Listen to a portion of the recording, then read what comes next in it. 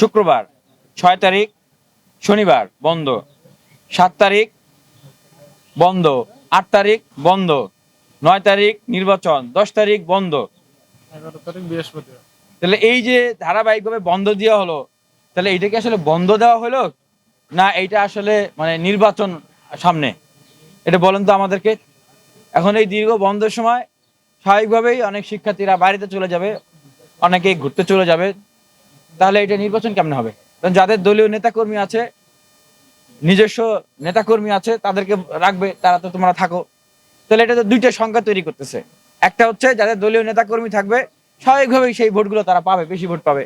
আর একটা সংখ্যা তৈরি করতেছে যে শিক্ষার্থীরা যখন ক্যাম্পাস থেকে চলে যাবে, শিক্ষার্থীদের সংখ্যাটা কমে যাবে, তখন দলীয় নেতাকর্মীদের দিয়ে শিক্ষা বিশ্ববিদ্যালয়ে প্রভাব বিস্তার করা খুবই সহজ হয়ে যাবে।